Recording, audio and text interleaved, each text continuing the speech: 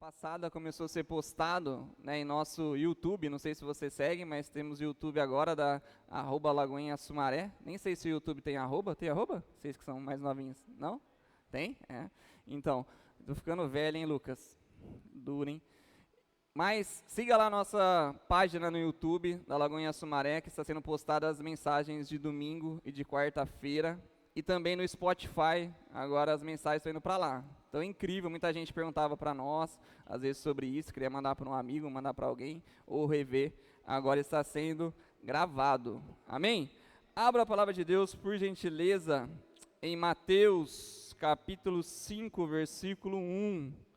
Mateus, capítulo 5, versículo 1. Iremos ler até o versículo 16. Série Bem-aventurados. Maravilhoso aquilo que Deus tem falado ao meu coração e falou muito nessa manhã conosco aqui.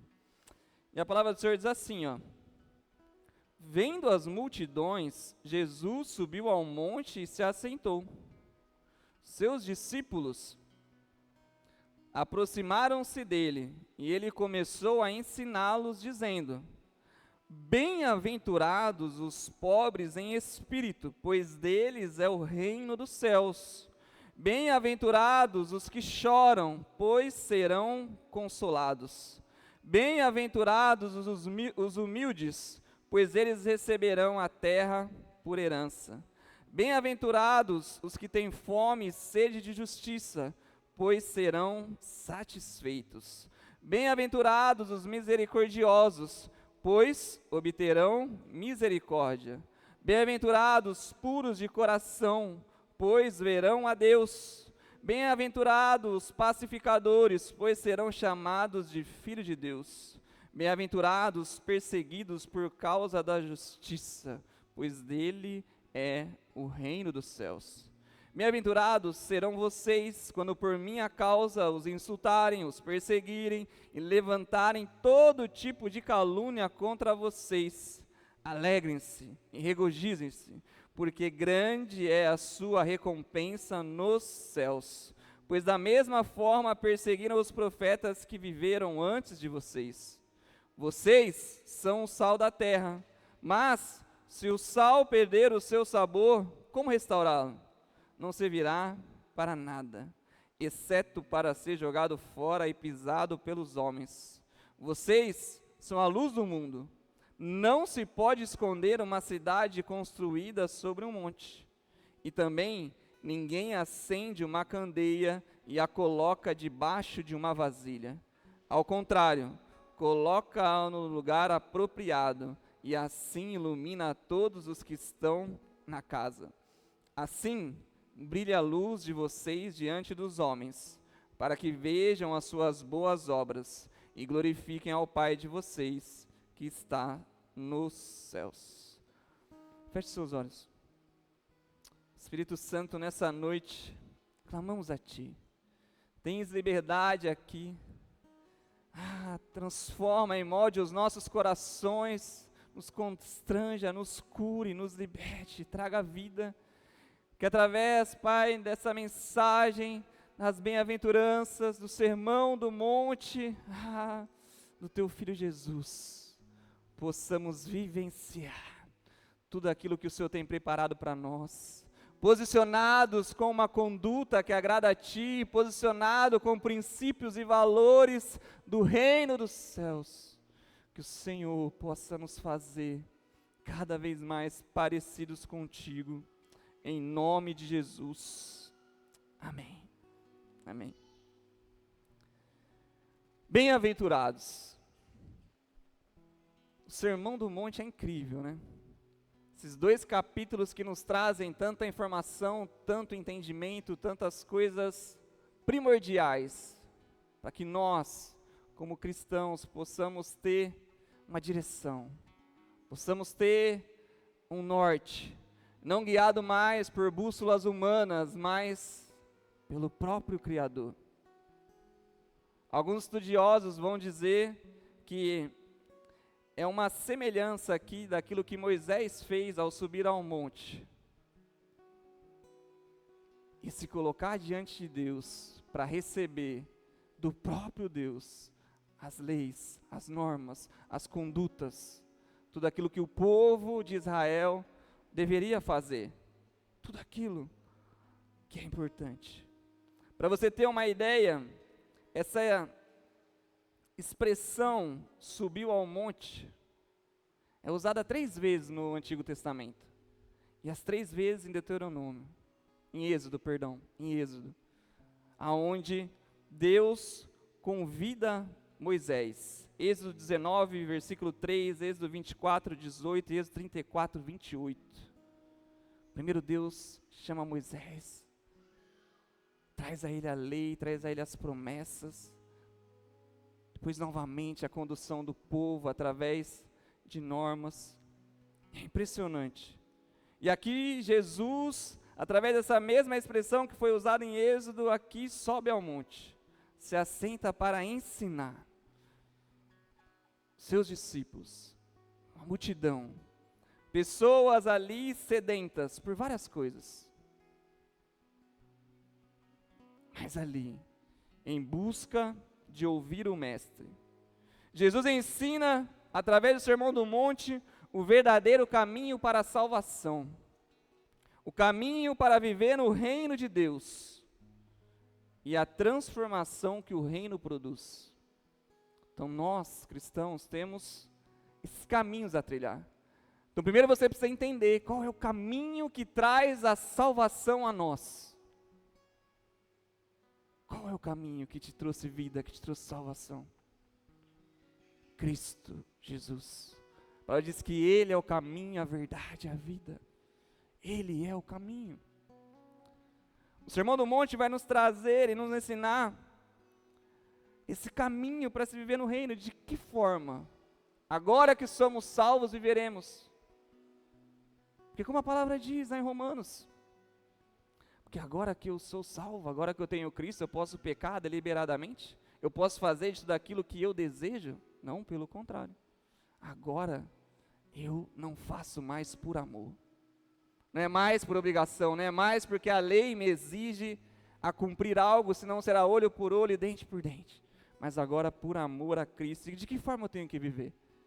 E essa forma, essas normas, essas condutas que vamos ler aqui sobre as bem-aventuranças, nos leva ao processo da santificação. Nós não somos perfeitos. Isso é um ponto muito importante para aprendermos e entendermos. Somos míseros pecadores, mas através da salvação em Cristo Jesus, esse caminho da santificação, somos chamados a serem santos assim como Jesus é. E principalmente, aqui no Sermão do Monte, é esse processo da transformação que o reino produz em nós. Se o novo caminho que você trilha hoje em Cristo Jesus não te faz ser alguém diferente, não tem transformado a sua essência, você precisa rever qual realmente é o caminho que você está trilhando. Tem algo que sempre ficou muito forte no meu coração, era de poder ver as condutas e os princípios que nós, como igreja, como cristãos, vivenciávamos. Quantas vezes eu me espantei com os números de divórcio dentro da igreja, quantas vezes eu me espantei com os números de violência doméstica dentro da igreja, quantas vezes eu me espantei em ver a forma como fazemos festas, como fazemos casamentos, quantas vezes eu, ao olhar de tudo aquilo que a igreja faz hoje, eu falei, Jesus, por quê? Dessa forma, não estamos sendo diferentes daquilo que há lá fora. Eu lembro um dia que Deus falou muito claro no meu coração, sobre aquela passagem do Evangelho de João que diz assim, ó, conhecereis a verdade, e a verdade vos libertará. E Deus falou assim no meu coração, o quanto da verdade você conhece, você vai ser liberto. Talvez aquele que você olha e julga hoje, não conheceu, não se entregou tanto para a verdade, quanto deveria para poder viver uma vida diferente. Porque assim, nós somos ensinados como cristãos, a viver a verdade, através da palavra de Deus, através de tudo aquilo que Deus é em nós. Tiago capítulo 4, versículo 11, nos leva a uma informação importantíssima. Olha, você não deve julgar o seu irmão, porque da mesma forma que você julgar, você será julgado. Nosso Senhor. Mas nós muitas vezes vamos na contramão, o oposto. Eu dei aula por muito tempo na igreja. Formei no seminário, fiz especialização, sou professor do Seminário Teológico Carisma. E eu lembro que quando eu dava as aulas de batismo, quando eu dava as aulas de novos membros, eu sempre colocava algumas perguntas dentro do Forms. E uma delas era assim: você já leu a Bíblia toda? 85% das pessoas nunca leram. Nunca leram. E não só aqueles que estão começando agora. Tinha pessoas que estavam fazendo seminário, tinha pessoas que já tinham muito tempo de igreja. Como vai haver transformação no seu coração se você não conhecer a palavra? Você vai viver vindo aqui de domingo ou indo em outros lugares, recebendo de um líder, de um pastor, sendo que a palavra que transforma está em tuas mãos? O que Jesus quer nos ensinar nas bem-aventuranças, no Sermão do Monte, é que nós precisamos vivenciar a vida de uma forma diferente. Ensina lições de conduta e moral, conjuntos de normas para uma socialização humana acontecer. Muitos países até hoje são pautados através daquilo que a Bíblia diz. Lembra lá? Não matar, não roubar. Muitas coisas, daquilo que a lei bíblica ensina, nós fizemos lei aqui na terra. Uma conduta a ser seguida. Princípios e valores que permeiam a vida cristã, Jesus nos ensina através do Sermão do Monte: amar a Deus acima de todas as coisas, amar ao próximo como Deus vos ama, a ter integridade, a ter humildade, a ter generosidade, a ter perdão, a ter obediência, a não sermos iguais aos outros, aqueles que estão fora da vida com Deus. Eu nem falo fora da igreja, porque, gente, dentro da igreja, às vezes você está aqui e você ainda não teve um encontro genuíno com Deus, porque você não se arrependeu em seu coração. É nós realmente não sermos iguais aos outros que não têm uma vida com Deus, viver uma contracultura por meio do reino de Deus. Vocês acham que hoje, na sociedade que vivemos, é difícil a cultura que tem aqui no Brasil, no nosso país? Acha que é difícil? Nossa, é difícil, né? Quantas coisas nós temos que viver, somos constrangidos, somos perseguidos. Mas não é só de hoje, gente. Sempre foi assim, desde que o cristianismo foi estabelecido. Sempre foi assim. Desde que Jesus iniciou o seu ministério. Sempre foi assim. É uma forma de irmos contra a cultura desse mundo. Estabelecemos a cultura do reino. Lembra quando Deus falou assim: enviarei alguém antes do meu filho para preparar o caminho? Ele enviou quem? Ele enviou um líder religioso da época, ele enviou um fariseu, ele enviou alguém que estava na sinagoga, ele enviou alguém que pregava a religiosidade todos os dias? Não. João Batista. Um homem que vivia no deserto, um homem que se vestia com roupas de pano, um homem que comia gafanhotos, pregava no deserto, as pessoas iam até ele, não ia atrás de ninguém, as pessoas iam atrás dele e falavam assim: ó, arrependam-se, pecadores. E o ministério de Jesus só se iniciou depois que João Batista foi decapitado e morto. Aí Jesus iniciou. Aí depois de tantas coisas que já havia acontecido, milagres, maravilhas na Galileia, em Decápolis, em outras cidades ali da região, Jesus agora já sendo observado não só mais por aqueles que eram próximos, mas também pela multidão. E é esse primeiro ponto que eu quero falar com vocês. Você é multidão ou discípulo? Você é multidão ou discípulo? A multidão, ela é um conjunto de pessoas que se reúnem por motivos específicos, por emoção, que vai no embalo. A multidão, ela se movia na época de Jesus por milagres, maravilhas que ele estava fazendo. Imagina você aqui agora, ó. Nós começamos a ouvir notícias que lá numa cidade do interior de São Paulo, chamada Dracena, não sei se alguém é de Dracena aí, boa noite para você, conheça essa cidade bonita. Lá em Dracena tem uma igreja avivada, aonde todo culto agora está sendo postado nos rios, e é verdade, o pessoal entra no live fazendo live, a pessoa entra de cadeira de rodas e é curada, a pessoa entra cega e é curada, e milagres e maravilhas acontecendo. Você acha que essa igreja ia encher? Ou não? Eu ia querer lá conhecer. Milagres e maravilhas, olha só. Mas muita gente se move só por isso, vai lá e recebe o milagre, vai lá e recebe a promessa. Depois se esquece do Deus do milagre, do Deus da promessa. Se move por emoções. É levado de um lado para o outro. Assim era essa multidão com Jesus. Eles seguiam, eles iam atrás de Jesus porque eles queriam receber algo. Era uma cura espiritual, era uma libertação, era algo que eles poderiam ter de benefício próprio. Todos aqueles que receberam dos milagres de Cristo se tornaram discípulos dele? Não. Não se tornaram.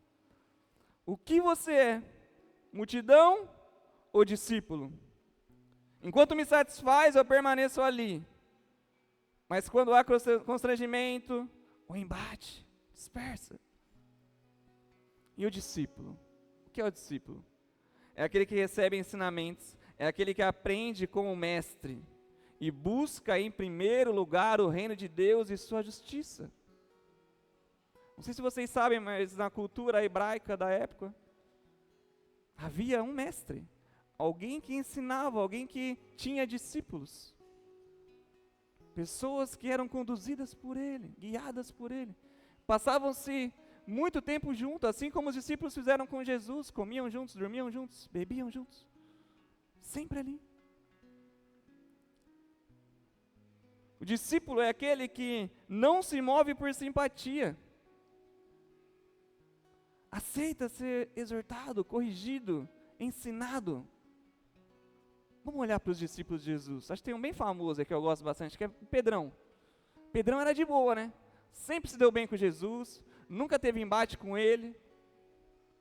Imagina só lá no Getsemane, quando Jesus já havia sido traído, chegou o centurião para prender Cristo e Pedro na hora já foi para o ataque. Tudo aquilo que Jesus havia ensinado e tinha falado assim, ele falou, não, agora não vão levar o meu mestre. Corta a orelha do centurião. Jesus faz o quê? Fala, ô Pedrão, vem cá, é isso mesmo que a gente precisa. Fala, você está maluco? Não é para fazer isso. Chegou a minha hora. Vai lá e traz a cura, restaura a orelha do centurião. Depois disso, Pedro negou a Cristo. Não somente ele, mas todos dispersaram. Caminharam juntos, andaram juntos. Entendam, nem tudo o que parece é.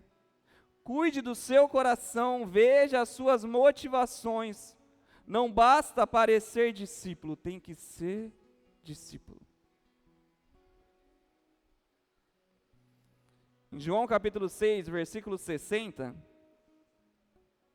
nos traz esse relato, onde Jesus havia acabado de trazer uma exortação fortíssima. E aí, muitos dos seus discípulos disseram, dura é essa palavra, quem pode suportá-la? Sabendo em seu íntimo que os seus discípulos estavam se queixando do que ouviram, Jesus lhes disse, isso os escandaliza? O que acontecerá se vocês virem o Filho de Deus, o homem subir para onde estava? O Espírito da vida, a carne não produz nada que se aproveite.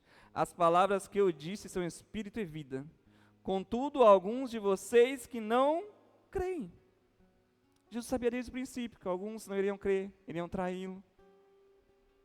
Mas sabe o que essa galera faz? Vai embora. Vai embora. Não era a multidão, eram discípulos. Mas lembre-se, não basta parecer, tem que ser discípulo. O que Jesus faz? Por Porque a gente tem esse costume de pegar e falar assim, o que Jesus faria em meu lugar? Jesus não ia ficar quietinho, Jesus não ia falar não. Jesus é tranquilo.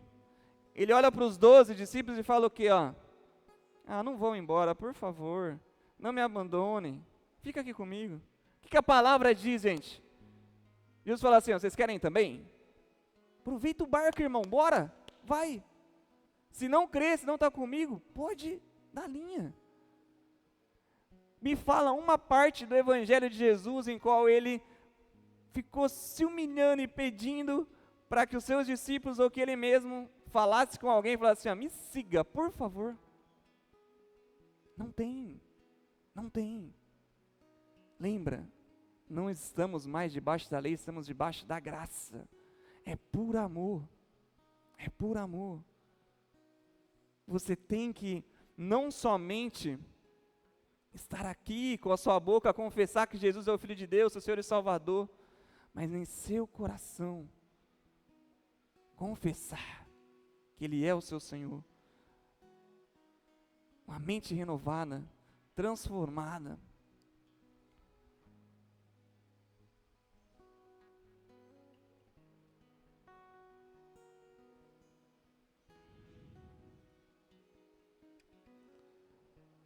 E os seus discípulos respondem o quê? Os 12. Fala assim, tu és o Filho de Deus. Não iremos a lugar nenhum. Você precisa em seu coração reconhecer que Jesus é o Filho de Deus e desejar ser discípulo dele, viver uma vida para ele.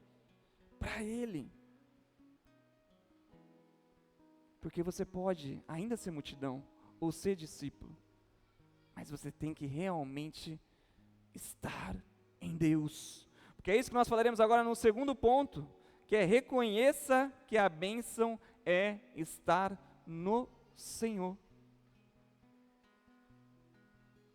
Aquilo que você tem de melhor é estar na presença de Deus. Bem-aventurados, abençoados, felizes. A palavra bem-aventurados no original grego, makairos, significa isso, abençoados, felizes. No Novo Testamento, daquilo que estamos lendo aqui, existem duas nuances para a palavra bem-aventurados. A primeira dela é a bênção de Deus sobre o seu povo.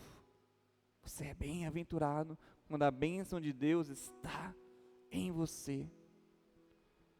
Mas também quando a glorificação prestada a Deus pelo seu povo.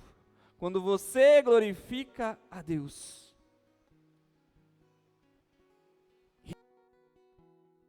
De Deus. E tudo que você faz ser para a glória de Deus. Para a glória de Deus. É sinônimo de louvor, é sinônimo de adoração. Ser bem-aventurado é isso. A sua vida, você ser um adorador.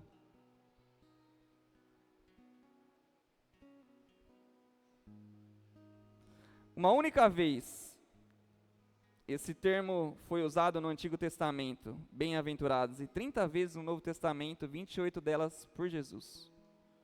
E no Antigo Testamento, em Deuteronômio 33, versículo 29, quando foi usado bem-aventurados, foi dito assim, como você é feliz, como você é bem-aventurado, como você é abençoado, Israel. Quem é como você, povo salvo pelo Senhor? Ele é o seu abrigo, o seu ajudador e a sua espada gloriosa. Os seus inimigos se encolherão diante de você, mas você pisará as suas colinas. Bem-aventurado é ser guardado pelo Senhor. Bem-aventurado é você se refugiar e se proteger no Senhor. Coloque a mão no seu coração e levante sua outra mão assim. Quero profetizar pela sua vida. Você que é bem-aventurado, você que é abençoado, é feliz, porque o Senhor é quem guarda o seu coração, é quem guarda a sua vida, o Senhor é a sua proteção, o seu refúgio. Bem-aventurado é você, porque reconhece que Deus é o seu ajudador. Bem-aventurado é você, que confia no Senhor e descansa nele. Bem-aventurado é você, salvo por Ele. Salvo por Ele. É bem-aventurado você que está na presença de Deus. Na presença de Deus. E um bem-aventurado, um abençoado, um feliz, desfrutará de um novo êxodo. Porque aqui se nós estamos falando que alguns estudiosos dizem que há uma simbologia daquilo que aconteceu com Moisés. Subir ao monte, explicar as condutas, as normas, os princípios, os valores de Deus. Aqui, a mensagem nos fala que há um novo tempo, há um novo êxodo para você que é bem-aventurado. O povo de Israel, preso no Egito, liberto por Deus.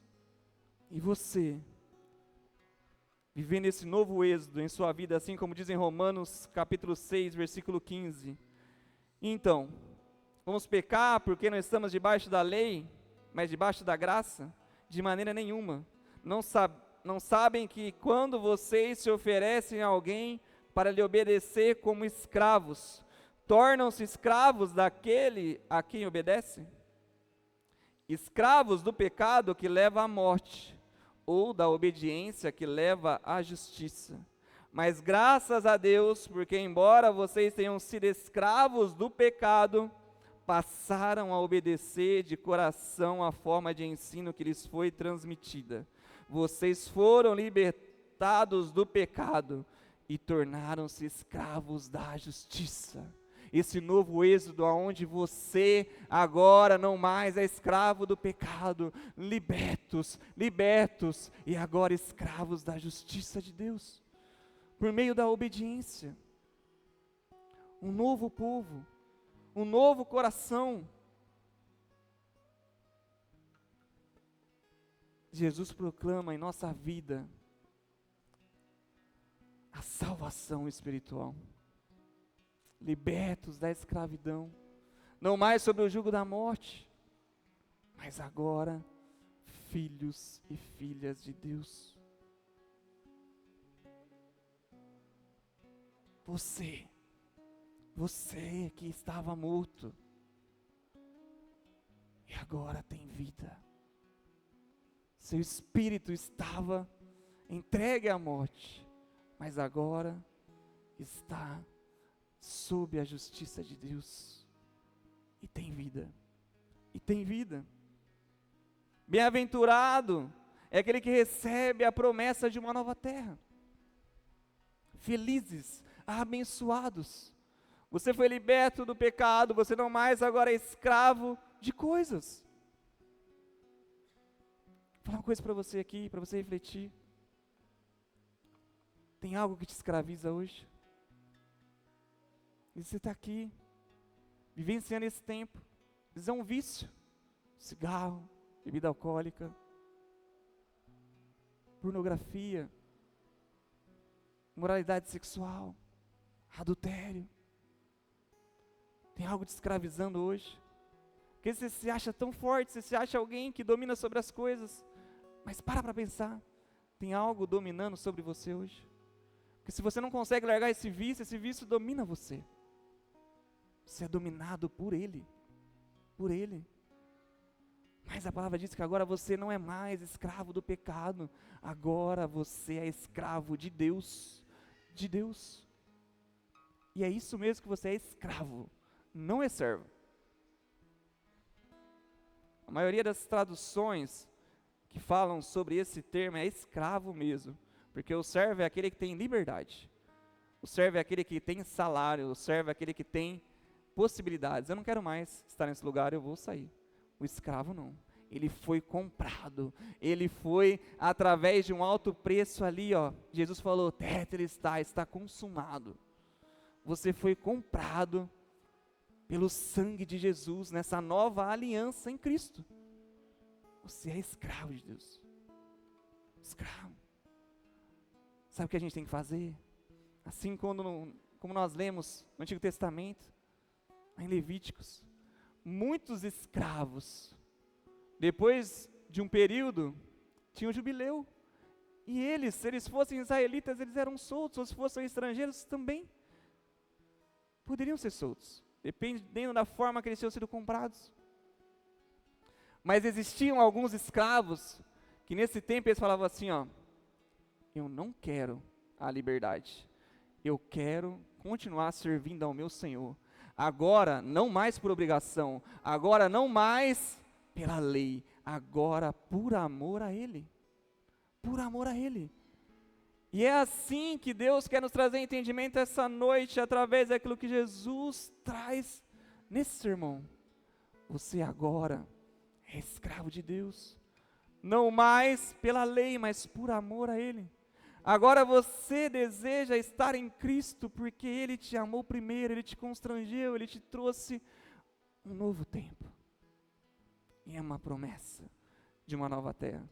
Lá em Apocalipse capítulo 21 não fala? Haverá um tempo em que a cidade santa, a nova Jerusalém, descerá dos céus da parte de Deus, preparada como uma noiva adornada para o seu marido. Para nós, para você. Para você, bem-aventurado que recebe a promessa de uma nova terra. Uma nova terra. Um terceiro ponto é que você possa viver os princípios e não os rumores. Viva os princípios e não os rumores.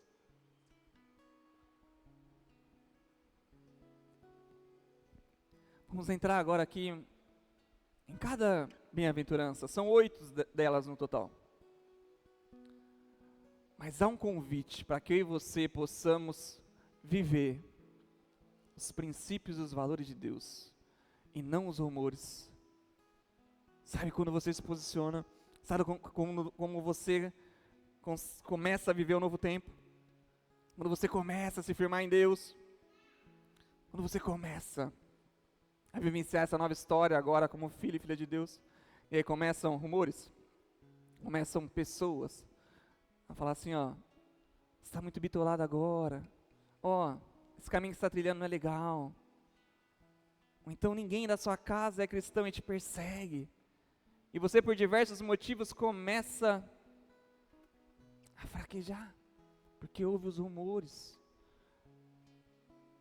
ouve os prazeres, ouve os desejos, ouve aquilo que parecia tão alegre aos seus olhos antes,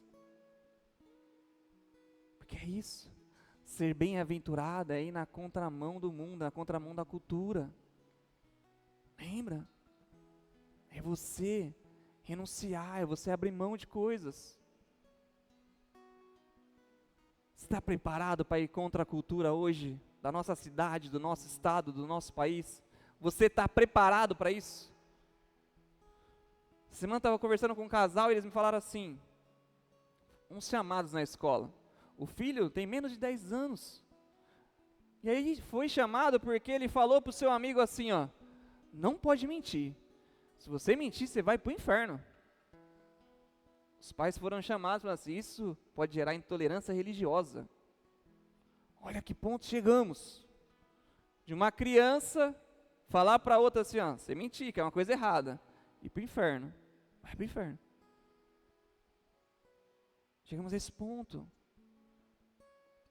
Por isso que eu te convido a ser discípulo, a ser alguém totalmente entregue a esse reino. O seu filho precisa de você, os seus netos precisam de você, as crianças precisam de nós. Aqui na igreja, ó, tá rolando culto kids lá, tem louvor, tem oferta, tem a palavra. 30 minutos eles ficam ali. Na palavra, 30 minutos. Tem o tempo que eles vão ali adorar, que vai brincar. E na escola? Quanto tempo seu filho passa na escola hoje? Se é integral, pelo menos 8 horas. Quanto eles estão sendo doutrinados e ensinados lá? Eu sou formado na Unicamp, em Educação Física. Formei na Unicamp. Eles não formam professores de Educação Física, eles não formam educadores físicos, eles formam militantes. Eu cheguei a presenciar aulas de Biologia e Fisiologia, onde o professor falava assim, não há diferença biológica e fisiológica entre homem e mulher. Isso é uma loucura. O básico do básico, uma das melhores universidades do país, falando assim, não tem diferença. Para colocar na cabeça dos jovens. Eu entrei na faculdade já cristão, já casado, com 26 anos, foi a minha segunda faculdade. Não mudou a minha mente, que já era uma mente de Cristo, mas quantos jovens lá se perderam? Quantos? E eles estão ensinando os seus filhos. Se você não ensinar, se você não for alguém que é discípulo de Cristo, se você não for alguém que vive os princípios, que vive os valores, que ensina os seus filhos, ensina os seus netos. Você que já é avô aqui, ó, falei isso para minha mãe hoje. Assim, ó, aproveita o tempo. Eu sei que é gostoso, né? Os avós gostam de dar o docinho, né? Aquelas coisas que não pode, de levar onde os pais não querem que leve, de fazer essas coisas. É bom, é bom. Mas sabe o que você faz também? Você tem tempo. Prega a palavra para o seu neto. Prega a palavra de Deus. Ensina. Olha que maravilhoso isso. Eu já falei para a Flávia. Falei, o Noah vai fazer 3 anos agora em junho. Vou dar uma Bíblia para ele. Uma Bíblia. E aí nós vamos começar a ler juntos. Sabe as Bíblias para criança? Que vai ser atrativo para ele ensinar mesmo. Hoje, o que nós já fazemos? Ele já ora conosco.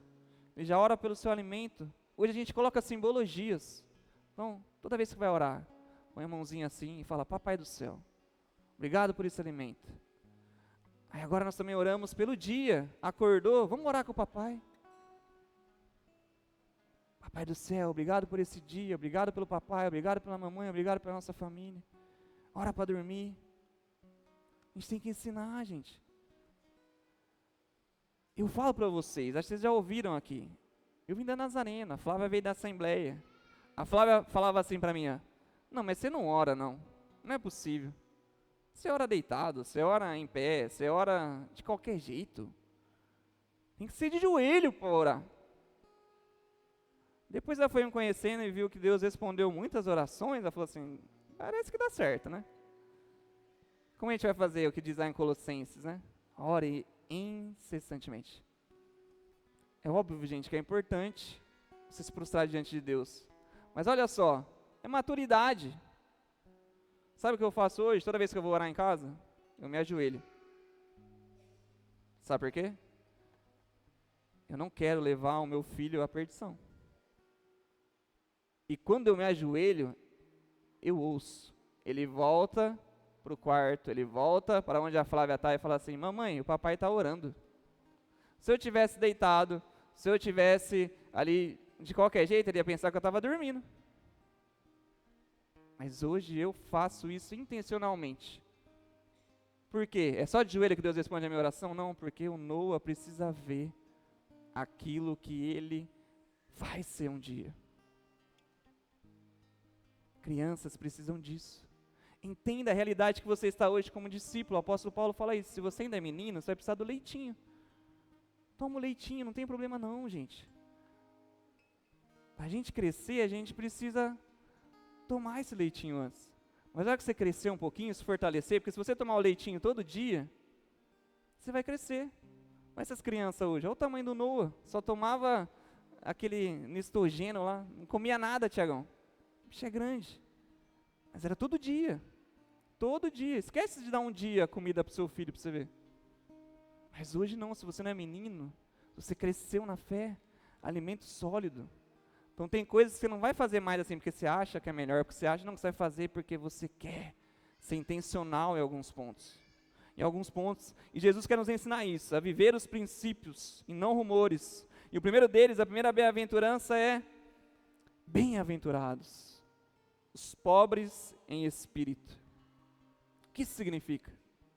É alguém que é humilde. É alguém que tem um coração humilde, um coração contrito. O que significa isso, contrito?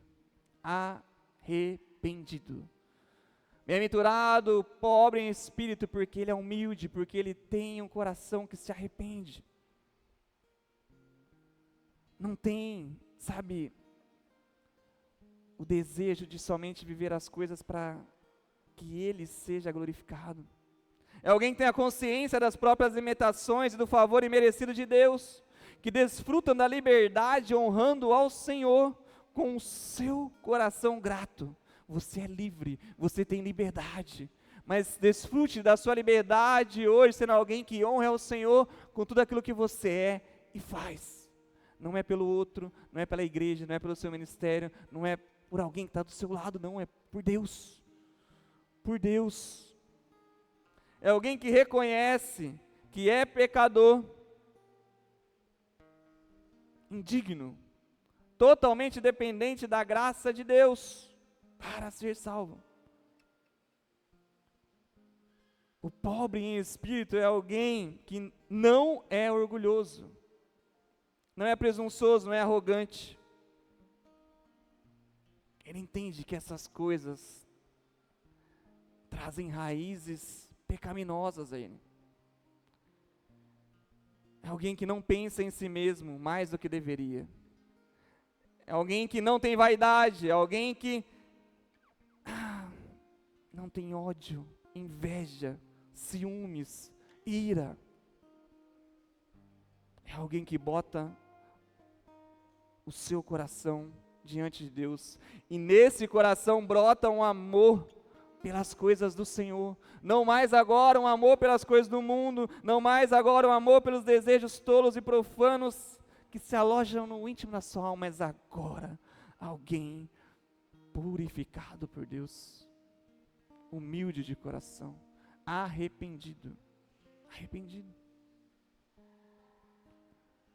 Lembra da mulher samaritana? Jesus chega até ela, Jesus conversa com ela, Jesus pergunta se ela pode dar água para ele, depois Jesus oferece água para ela, de uma água que ela jamais teria sede. Eles começam a conversar e Jesus fala para ela assim, realmente, você falou que não tem marido, é verdade, esse que você está é o quinto e não é seu marido mesmo, vai lá. Ela fala, você é profeta. Jesus, ele olha para ela e deseja que ela possa entender, fala assim, não é sobre aquilo que você é, não é sobre aquilo que você pode conquistar, é sobre a humildade, o arrependimento do seu coração, vai lá. E ela vai, depois volta, testemunhando daquilo que Jesus é. Alguém que é humilde, alguém que é totalmente ali contrito, o coração arrependido do Senhor, ele recebe do Pai, se arrepende e é testemunho vivo daquilo que Deus é. Jesus te chama para aprender a ser humilde de espírito, no seu coração brotar esse desejo incontrolável de se render a Ele todos os dias, entendendo que sem Ele nada você é. Bem-aventurado aquele que é irrigado todos os dias em seu coração pela graça de Deus. Essa pureza que nos faz, ter aversão dos elogios vindo dos homens. Porque em tudo vamos glorificar a Deus, glorificar ao Pai. Bem-aventurado, segundo, os que choram, pois serão consolados. A segunda bem-aventurança não fala sobre um choro externo. Não é sobre você chorar com os olhos, mas é chorar com o seu coração.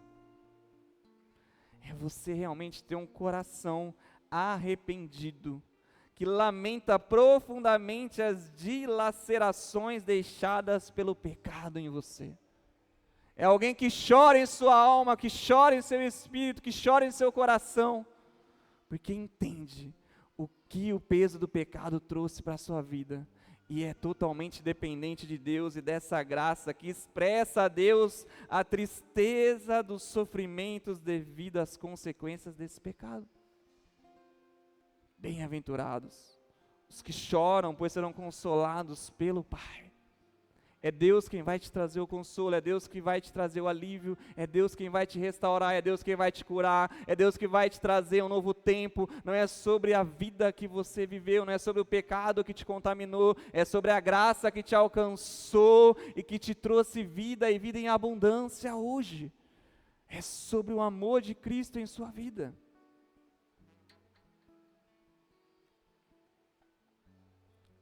Muito daquilo que Jesus ensina aqui nas bem-aventuranças está lá em Isaías 61. Onde ele fala assim, no versículo 1, o Espírito do Soberano, o Senhor está sobre mim, porque o Senhor ungiu-me para levar boas notícias aos pobres. Enviou-me para cuidar dos que estão com o coração quebrantado, anunciar liberdade aos cativos e libertação das trevas aos prisioneiros, para proclamar o ano da bondade do Senhor e o dia da vingança do nosso Deus, para consolar todos os que andam tristes e dar a todos os que choram em Sião uma bela coroa em vez de cinzas. Através da manifestação da glória de Deus na sua vida. Na sua vida, na sua história, Deus vai cuidar de você, Deus vai te renovar, Deus vai te transformar. Diante de Deus, porque Ele é quem vai te curar completamente quando você estiver completamente nele. Felizes, abençoados os que choram. Chore no seu espírito, chore na sua alma. Não se permita mais ser escravo do pecado. Agora, livres em Deus. Bem-aventurados os mansos, pois herdarão a terra. Lembra? A promessa de uma nova terra. Viver na terra prometida. Desfrutar do reino de Deus. Os mansos. Quem aqui é manso? Tranquilinho aí, fala a verdade. É fácil ser manso? É fácil você se controlar? É fácil você ser injustiçado? É fácil você ouvir muitas e muitas coisas e ser manso, ser tranquilo? É fácil? Não é. E lá em Isaías 61, versículo 7 diz assim: em lugar da vergonha que sofreu, o meu povo receberá a porção dupla. Em vez de humilhação, ele se regozijará em sua herança, pois ele dará a porção dupla em sua terra e terá alegria eterna. Porque eu, o Senhor, amo a justiça e odeio o roubo e toda a maldade. Em minha fidelidade o recompensarei e com eles farei uma aliança eterna. Bem-aventurados os mansos, que darão a nova terra. É uma promessa do Pai, confia nele, é sobre ele, ele vai trazer onde só há vergonha, onde só há humilhação, um novo tempo para você se alegrar, confiança plena no Senhor. Você confia totalmente no Senhor hoje?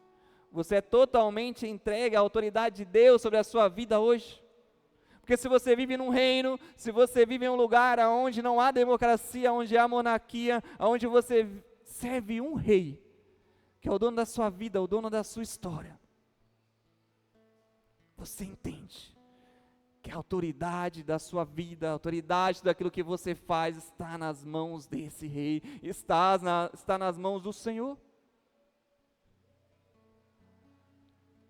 Nós não vivemos uma democracia com o Deus. É um rei que reina. Ore para que Deus reine na sua casa, para que o reino de Deus seja estabelecido em seu coração, para que você possa em todo o tempo, como servo, escravo de Deus, obedecer os princípios e os valores estabelecidos por Ele. Essas 3 primeiras bem-aventuranças falam sobre isso. Nós sermos confirmados em Jesus como servos, através de Jesus. Através de Jesus nós podemos compreender o sacrifício que Ele fez por nós na cruz. Através de Jesus nós podemos saber que todos os nossos pecados foram remidos por Ele. Ele nos trouxe salvação, Ele colocou em nós um coração contrito, humilde, que se arrepende, que reconhece nossa total dependência de Deus. Ele é o nosso Consolador, que levou sobre si, foram todas as dores, todas, e sarou todas as nossas feridas, e nos fez participantes do reino do amor. Deus te cura, Deus te restaura, Deus te traz um novo tempo, Deus nos mostra a forma de nos conduzirmos através do Evangelho, buscando santidade, para que nós possamos ser participantes do seu reino, participantes do seu amor. Como a próxima bem-aventurança diz, você que tem fome e sede de justiça, bem-aventurados que têm fome e sede de justiça. Um discípulo fervoroso é aquele que deseja a justiça de Deus, que não mais busca a justiça através dos seus esforços, através das suas capacidades, mas olha sempre para o Senhor e requer uma ação de Deus. A nossa fome e sede de justiça é através daquilo que Deus é, uma justiça divina, que vai nos aperfeiçoar e nos fazer perfeitos através de Cristo.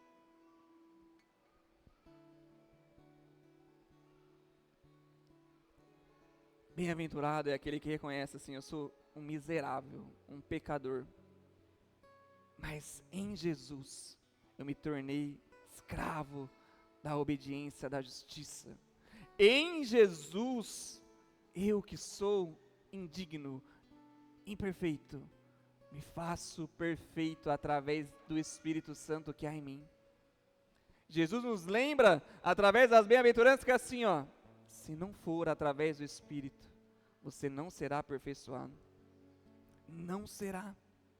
Não mais movidos pela ganância do nosso íntimo, não mais o anseio por fazer a coisa certa aos nossos olhos, mas ter fome da palavra de Deus, como eu falei para vocês.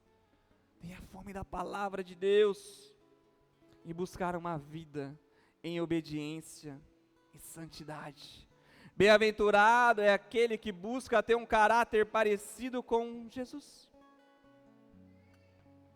Jesus não está dentro da sua caixinha. Ele não vai fazer da forma que você pensa, da forma que você acha melhor. Não. É você buscar a santidade. Você é salvo em Jesus. E através do Espírito Santo você buscar a santidade.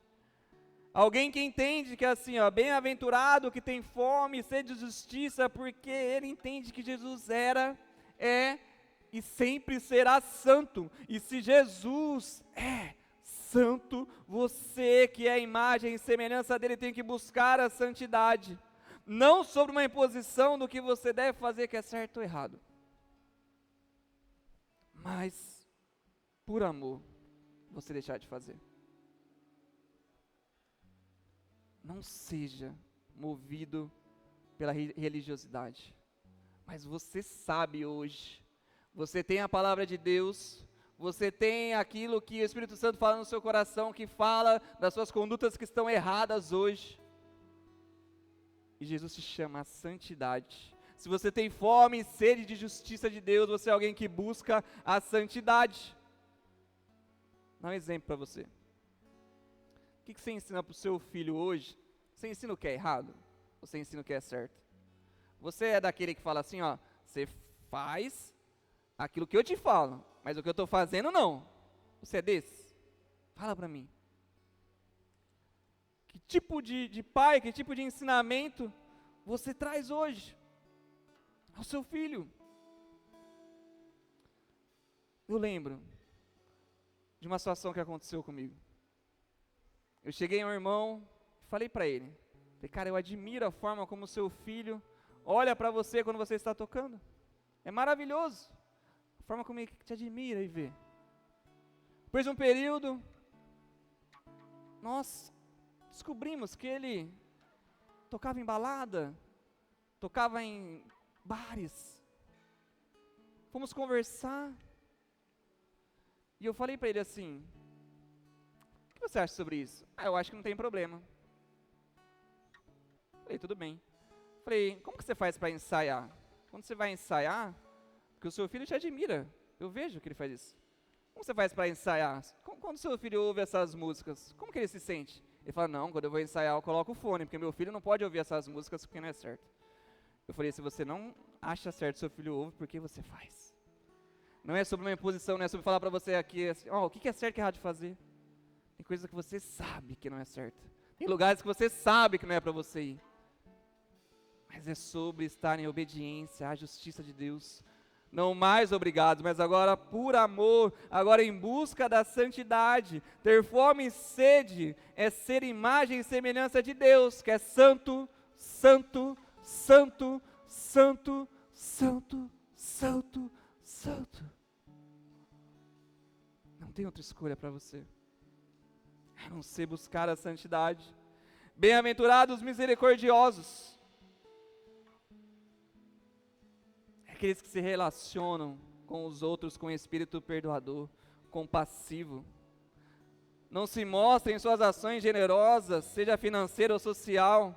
Não se vangloria da sua boa performance nas orações e pregações. Ele faz no secreto, ele faz por amor a Deus. Ele não faz esperando a recompensa dos homens, mas esperando a recompensa de Deus. Compaixão. Faça mais pelas pessoas do que elas merecem. Faça mais. Faça mais. Efésios capítulo 2, versículo 3 diz assim: anteriormente, todos nós também vivíamos entre eles, satisfazendo as vontades da nossa carne, seguindo os seus desejos e pensamentos. Como os outros, éramos por natureza merecedores da ira. Deus nos deu vida com Cristo, quando ainda estávamos mortos em transgressões, pela graça vocês são salvos. Abençoados, misericordiosos, porque alcançarão misericórdia. Felizes os misericordiosos. Felizes são o que fazem sem esperar nada em troca. Bem-aventurados puros de coração, porque verão a Deus. Ser puro de coração é aquele que se arrepende genuinamente. Não é fingido, não é alguém dos holofotes, mas é alguém verdadeiramente com o coração em Deus. A verdadeira pureza é alcançada quando Deus concede à pessoa que tem fome e sede. A pureza do seu coração, a pureza da sua mente, a pureza da sua vida vem através do Senhor. É de você ter fome e sede de justiça, de você ser alguém que consome aquilo que Deus é, que busca a santidade, que está em constante busca da santidade, alguém limpo, sem sujeira, sem motivações duplas ou hipocrisia. Ao Senhor, nada está oculto aos seus olhos. A pureza, assim como a do ouro, que é tirado de lugares inusitados. O processo é refinado, passa pelo fogo, é colocado o mercúrio junto, uma outra substância, para que ele possa ali ser separado. Passa pelo fogo de novo. E é purificado. E agora uma pedra bruta, cheia ali de sujeiras, agora uma joia preciosa. Assim é você. Assim é você. Cheio de sujeiras, cheio de coisas, cheio de pecado. Mas quando você é separado por Deus, quando você se une ao Espírito Santo, você é purificado. E agora essa pedra bruta é joia nas mãos do Senhor. É você, refinado nos processos do Espírito Santo, passa pelo fogo, passa pelas provações, mas é agora alguém totalmente puro aos olhos de Deus. Tenha um coração moldado pelo Espírito Santo.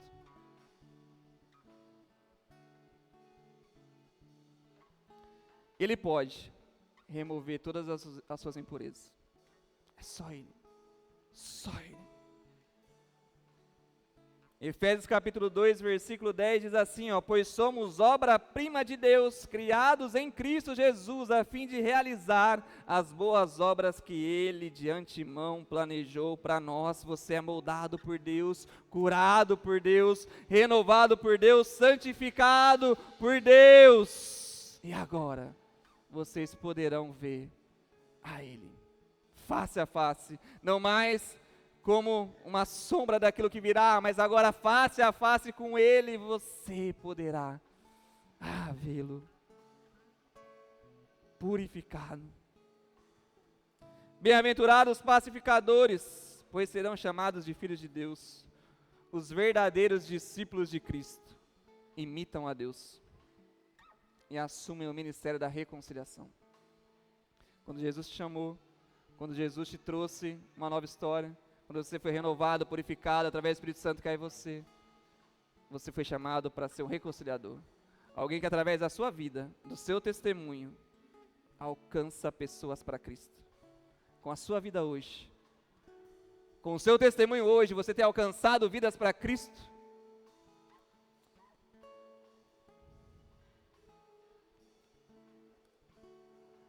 Bem-aventurados os pacificadores, que levam as pessoas a um estado de bem-estar, de harmonia com Deus, porque é por meio dele que somos reconciliados em todas as coisas pelo sangue de Jesus. O Filho de Deus, lá na cruz, o Pai fez as pazes em todas as coisas conosco, tanto nos céus quanto na terra. Bem-aventurados os que olham para a cruz. Os que olham para a cruz, porque a cruz nos remete a essa imagem da reconciliação. A cruz que está vazia nos faz olhar e ver assim: foi por amor, foi por mim que Cristo se entregou como sacrifício perfeito na cruz para me reconciliar com o Pai. Foi por amor. A cruz é esse lugar que nos remete a Cristo, e é Ele, é Jesus, que nos faz sermos pacificadores aonde estamos hoje. É em Jesus que nós temos a nova identidade de filho e de filha de Deus. Foi assim que lemos no Evangelho de João, mas para todos aqueles que creram. Todos aqueles que creram e o aceitaram, e lhe deram o direito de se tornarem filho de Deus. Você é filho de Deus, é filha de Deus. E a última bem-aventurança, para que possamos encerrar: bem-aventurados perseguidos por causa da justiça. Aqueles que sofrem por causa da justiça de Deus. Não é a sua justiça, não é o que você acha que é o correto, é sobre a justiça de Deus. Bem-aventurados aqueles que seguem a Jesus e demonstram um caráter de Cristo em todas as situações. Em todas as situações. O que Jesus nos ensina é que aquilo que somos ou conquistamos não nos fazem abençoados. Você não é bem-aventurado, você não é abençoado, você não é feliz por aquilo que você faz, por aquilo que você conquistou. Você não é. Jesus nos ensina aqui que nós não somos merecedores do reino de Deus, mas que nós somos bem-aventurados quando reconhecemos nossa total dependência de Deus e que a bênção é estar nele, em Jesus. Eu te convido a ficar de pé nessa hora, glorificando ao Senhor, para que possamos encerrar essa noite. Se é para aplaudir, vamos aplaudir mais forte, porque você é bem-aventurado quando você reconhece que você não é merecedor, quando aquilo que foi feito por você na cruz é que te traz vida, o favor imerecido, a graça que te faz ser abençoado. Abençoado.